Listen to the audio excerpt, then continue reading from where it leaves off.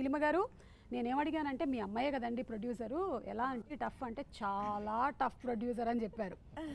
ఆయన అశ్విని దత్ గారు అలాగే అల్లు అరవింద్ గారు అలా వర్క్ చేశారు, కానీ he said that your very tough producer. మీకు దీని గురించి మీరు దీన్ని ఖండిస్తున్నారా లేకపోతే ఏకీభవిస్తున్నారా చెప్పండి. నేను ఏకీభవిస్తానండి.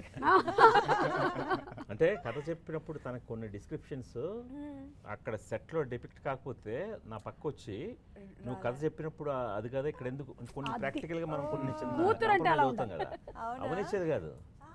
అమ్మో నేను ఎప్పుడు నీలిమ చూస్తే ఇలా మీరు వచ్చేసేటప్పటికి ఆ వాతావరణం సెట్ చేస్తాను అప్పటికి నేను మళ్ళీ ఆ కరెక్షన్లు అన్ని చేసి. అవునా గుణశేఖర్ గారికి కూడా ఇది బిహైండ్ ద సీన్స్ నాకు ఇది తెలియదు. This is BTS. అందుకే మీకు సుమ లాంటి ఒక యాంకర్ కావాలి ఇవన్నీ లాగడానికి బయటకి. సుమ లేకుండా ఎలా? Please Sam, thank you, love you. I love you too. And అలాగే తను ఒకవేళ కనుక ఇదే కావాలి సెట్లో అని చెప్పేసిన తర్వాత వాళ్ళ నాన్నగారు ఒకవేళ మార్చారంటే ఒప్పుకునేది కాదంట, ఇది నిజమా? అవును. అప్పుడు నేను ఇంకో మాట కూడా అడిగాను మీ నాన్నని, అమ్మ పోలికలు ఏమైనా వచ్చాయా అంటే అవును అన్నారు. ఇది ఇంట్లో డిస్కషన్స్ జరిగేవా ఎప్పుడైనా?